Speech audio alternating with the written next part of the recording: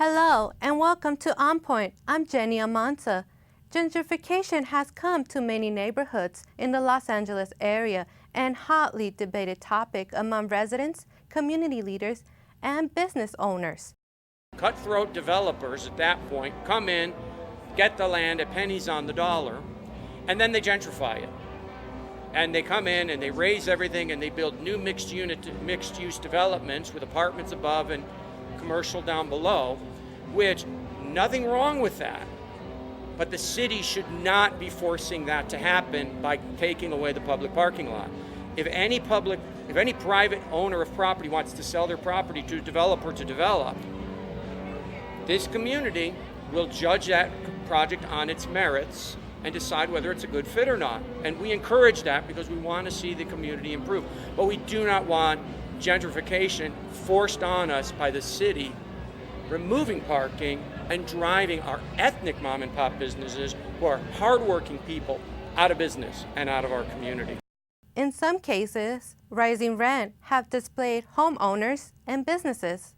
In Reseda, like other parts of Los Angeles and the San Fernando Valley, streets that were once major center of businesses are now filled with empty lots and empty buildings. But the hope of reviving a neglected neighborhood inspired people to support communities events such as Reseda Rising. It's an event produced by 1111, a creative collective, a nonprofit arts organization based in Chatsworth. The Reseda Rising Festival offers West Valley's residents an opportunity to come together and celebrate their diverse community. Well, growing up in the Valley, there wasn't really any art out here, so I always felt like art was a thing I had to leave the Valley to do. So it's been really great to have this event for the last few years, to feel like my community actually really cares about making art and being a part of art. For one night in September, Sherman Way was transformed into a vibrant display of culture and arts. Reseda residents who attended say it was a great night. It's actually really cool to see how diverse our community is and coming together to kind of celebrate. A lot of the art festivals are out in LA, and while that is the heart of everything, it's nice to just have it more central. It's not as packed or anything. There's less anxiety for me. This empty lot is going to be transformed into an ice skating rink. And that's part of the idea. It's to do catalytic developments that can really improve this community. And so, for example, for that project, we've been working on it. It used to be owned by the CRA. It was derelict. This property has been an albatross on the community with crime and other things. And we're going to transform it into a $26 million community ice skating rink. The question of what can be done to revive the Valley is an important one. On Point's Vivian Rayos has more on the story. Thanks, Jenny, and today we are welcoming Addy Gonzalez-Renteria, co-founder and co-director of 1111, a creative collective, Professor Rob Kent, Department Chair of Urban Studies and Planning at Cal State University Northridge, and Tricia Robbins, Economic Development Director for City Councilmember Bob Blumenfield. Today we will be talking about the major changes happening in Reseda. When you think of the word gentrification, do you now start to think of the Valley? And I'll first start with you, Addy. Well, gentrification, I feel like there's a lot of negative connotations to the word. And I think that what people are mostly wary of is displacement. I think we all want to live in a safe, clean, nice looking place, which I think gentrification can offer that. But I think displacement is the one issue that we need to look at very closely. I don't think we see too much evidence of gentrification in the Valley at this point. Perhaps in North Hollywood, where there's more intense development, but in most areas of the San Fernando Valley, I'm not seeing much gentrification at this point. And you, Tricia?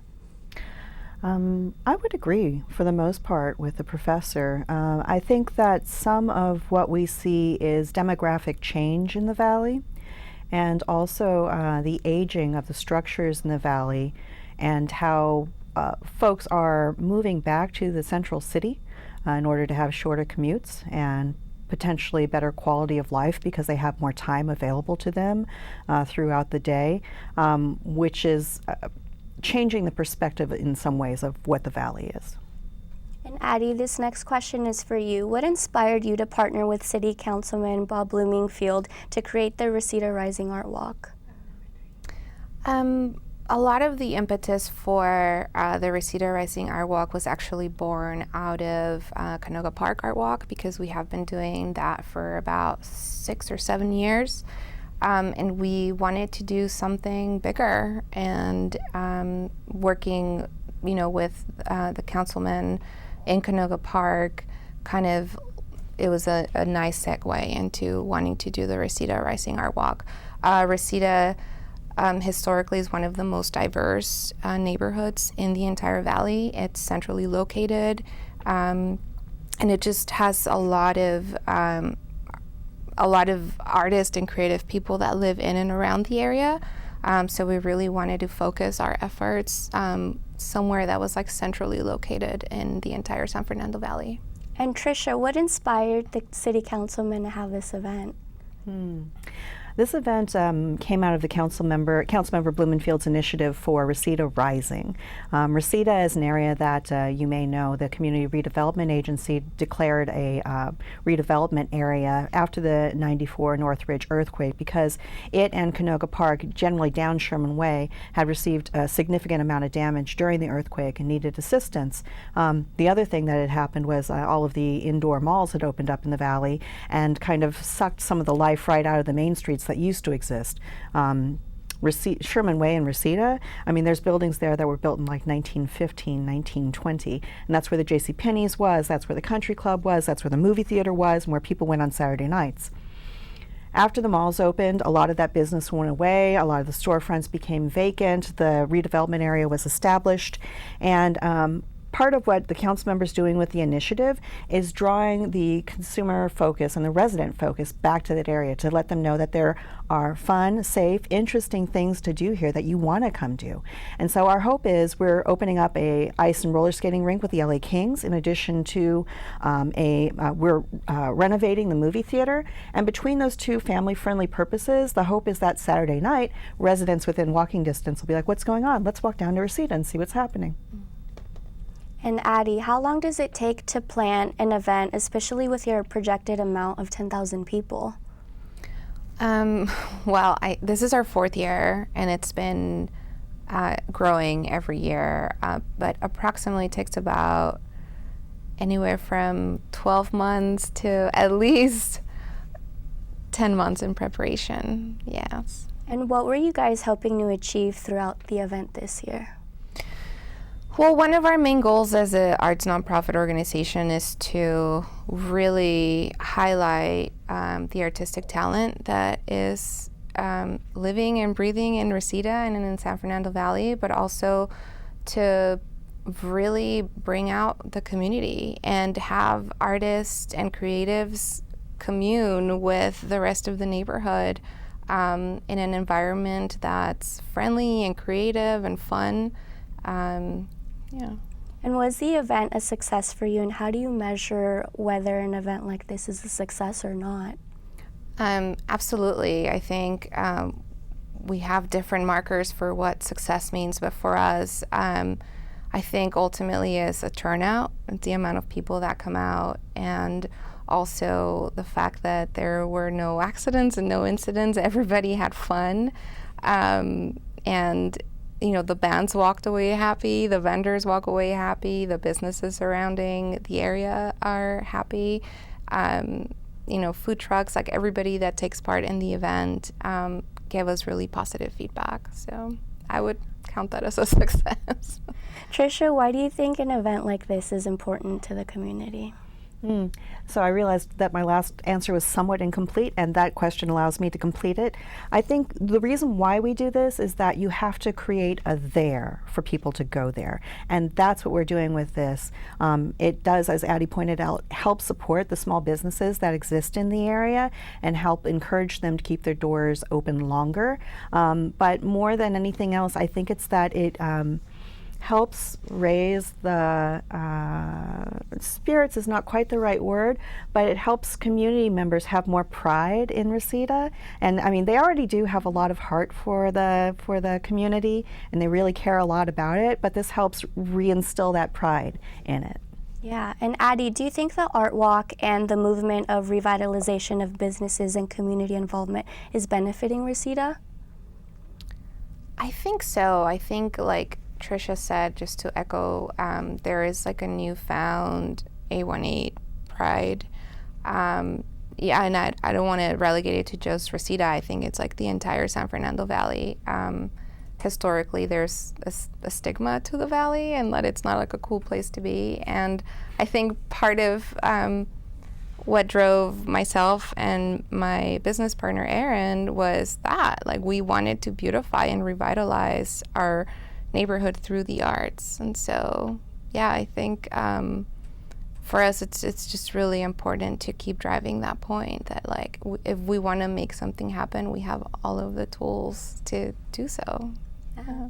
And Professor Kent, can I ask you, what is gentrification and what is its purpose? Well, I'm sure that there's lots of definitions to gentrification, but in general terms, gentrification typically describes a process in the city where neighborhoods are de-invested, where neighborhoods begin to decline in terms of the physical infrastructure of the neighborhood.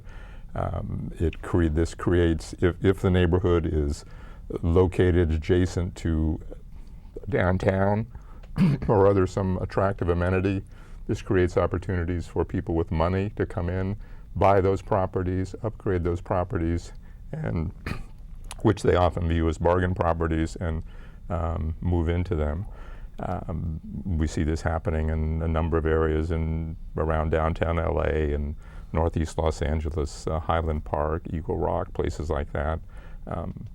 And some people describe this as housing succession, a normal process. Other people describe it as, now some people call it a colonial kind of activity. But I think I would agree with Abby in the sense that most of us want to live in a nicer neighborhood. The real concern is displacement, and how can you help people that through the normal process of gentrification would be priced out of a neighborhood? How do you create mechanisms that those people who have lived in that neighborhood can also stay in the transformed neighborhood as rents increase? And Tricia, how has the Valley changed over time? Do you think there is more community involvement than before? That's a very interesting question. I don't know that I can actually answer that. And the reason why is simply I can only answer from my own perspective. My family was not as connected with folks as they could have been. Both my parents worked, and so, we didn't do a lot with our neighbors. We were renters, and people were constantly churning because they were renters. And so I didn't necessarily get that sense of community that would have existed before. I can say now, working with the council office and getting to know our community organizations, that I know a bunch of people now who have been working in the Southwest Valley communities for a very long time on different aspects of issues, or even different issues, trying to affect long-term change and trying to improve their community. I think that most folks, as Addy said, most folks want to live someplace nice and be able to enjoy where they're at and not worry. And so I think that a lot of people are perhaps a little bit more pointed to that than they used to be, given how high rents have become and the recession that we just weathered. Addy and Professor Kent, do either of you have anything to add on how the Valley has changed over time? I think one of the things that we've seen in the last 20 years since the succession movement was defeated and there was the change in the city charter. I think, although I'm somewhat cynical at times about it, I do think that the community neighborhood council system that's been established throughout LA has helped create a little more consciousness and connectedness in communities, and a lot and more involvement in government and local activities. And you know, for me, I'm not a native Valley girl. I actually grew up in like Southeast LA. I moved to the Valley when I was about 18. But that was one of the things that I noticed here. I'm like, this place is so big, and it's like geographically it takes up a huge chunk of what the city of LA is, and 45%. yeah, and I was looking for community, and where I found community was in school or going out. And you know, part of what drove us to create 1111 and to found it was that we wanted to create community. We wanted to be able to connect with other artists that didn't know where to go and who to network with or how to even do it. And so a lot of the process for us has been, you know, we called it a collective because we are a collective of all kinds of people. You know, it's not just visual artists, it's performers and dancers and, you know, arts administrators and curators and photographers. And we really just wanted to have a place, and by place I don't mean like a physical space, but just a hub, whether that's, you know, a digital hub or, you know, a place that like people can come and connect, because that's what community is. Professor Kent, over the past 5 years, the market value for homes in the San Fernando Valley has gone up between 30 and 40%. Do you think we'll start seeing more gentrification in areas that once seemed affordable? Take Canoga Park, for example. I think we're still a ways from that in the Valley, honestly. I think there's a lot more attractive areas for people who want to gentrify in the LA region with greater accessibility to job centers. Guardedly, no. And my next question is also for you. How do we find a good balance between good gentrification and the gentrification that drives people out of LA or onto the streets? I think it kind of goes back to the point that Addy made about displacement. I think, you know, the critical issue is that city government representatives, developers have to find ways to make it possible for people to stay and not to be displaced. And that's very challenging because as well, you know, the costs go up, and you need to find ways to make some additional affordable housing. Is gentrification irreversible? I think gentrification is a normal process that occurs in a capitalist society like we have here, and it occurs.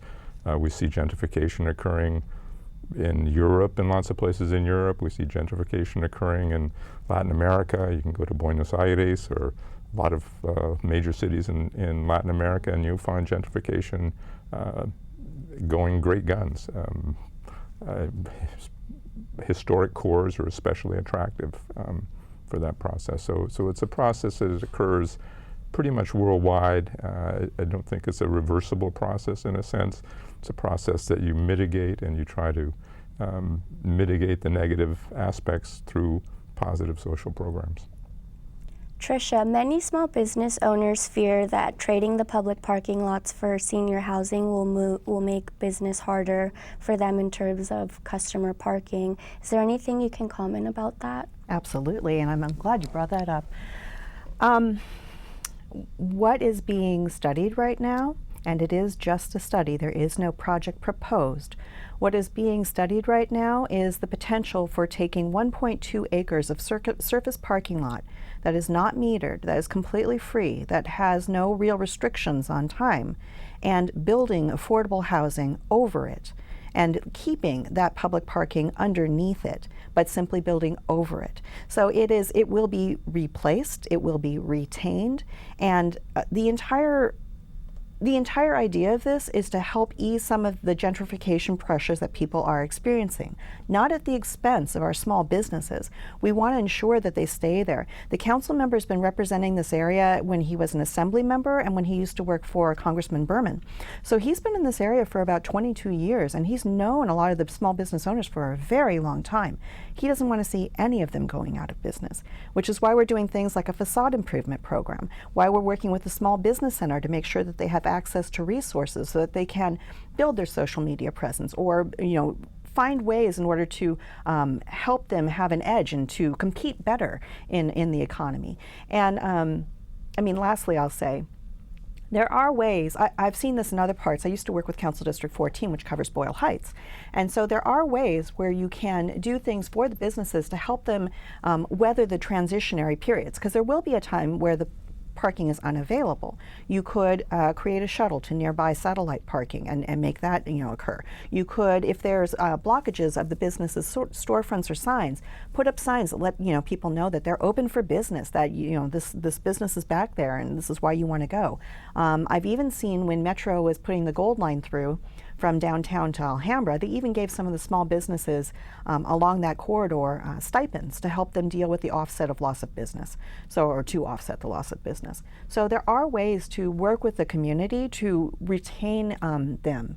It's all of this is not being done to try and drive out small business or to make it unpalatable to go there, but it is to be able to accommodate the 21% of seniors who live at the poverty level or below, the 24% of single-family parents who live at the poverty level or below, who are already in the community, to be able to provide them with housing that is good and clean and safe and nice.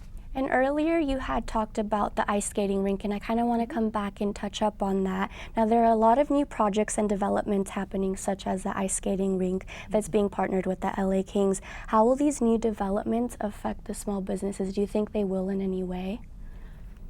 Our hope is positively. And it's to the point that I brought up earlier. We want this to be an area where it's Saturday night. What are we doing? Let's walk down to Sherman Way and see what's happening over there. The ice skating and roller skating rink, because there's going to be a small roller skating rink in front and then the ice skating behind it. That's family friendly, and it probably will operate most of the 24 hours, because a lot of the adults like to do the adult hockey leagues at night. And then, so if there's restaurants in the area, hopefully they'll be going before or after for coffee or dessert or something to eat. If there's somebody comes in to sell equipment, all of that type of thing. So positively is what we're hoping. Great. And my final question is for all three of you. Can you either agree or disagree that some form of gentrification is happening in Reseda, and where do you think it'll be in 5 years from now? I think, what question? Is gentrification happening in Reseda? I don't see that happening right now, although I think historically artists and creatives are usually the ones that come in and revitalize an area.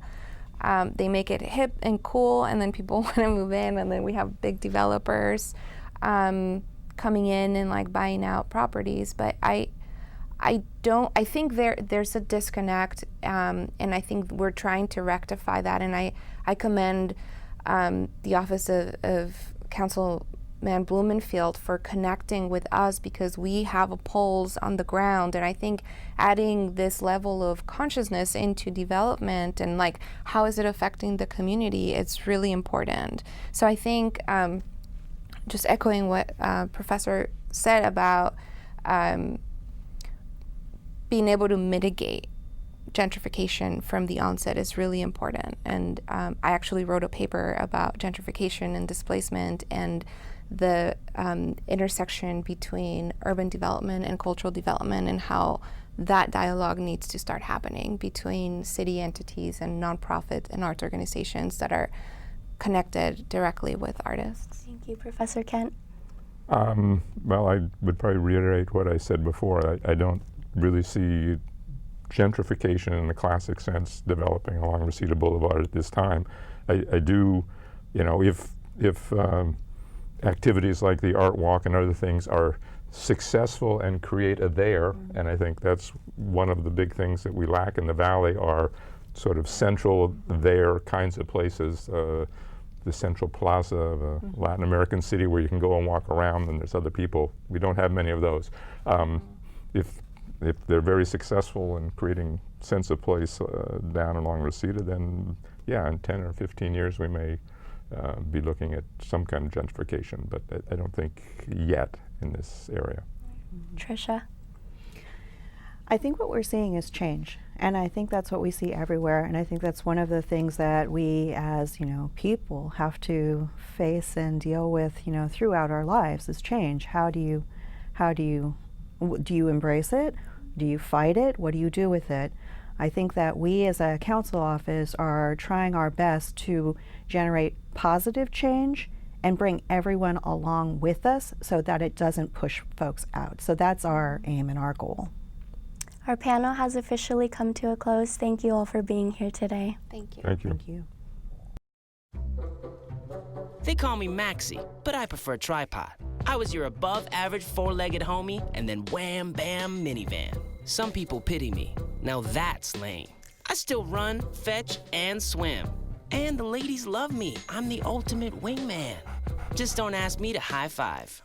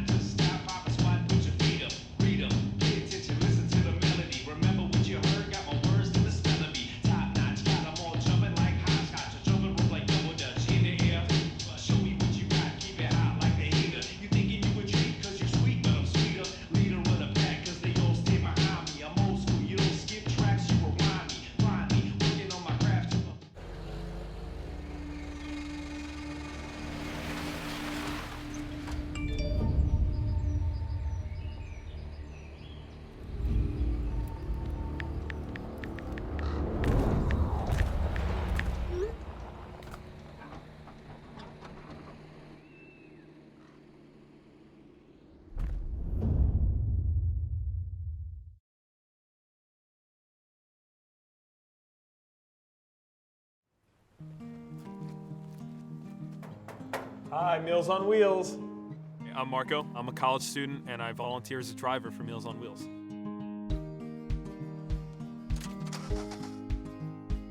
I think it's awesome meeting these people. I mean, they're so interesting. They've had so many wonderful experiences in life.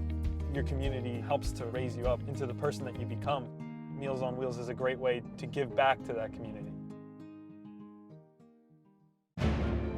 I came to CSUN to learn. I came to CSUN to grow. I came to CSUN to prepare. I learned to question, to answer, to encourage. I grew as a mentor, an ally, an advocate. I left CSUN prepared to uplift and embolden, prepared to challenge and inspire, prepared to teach. I'm Rebecca Milwaukee, and I'm a Matador.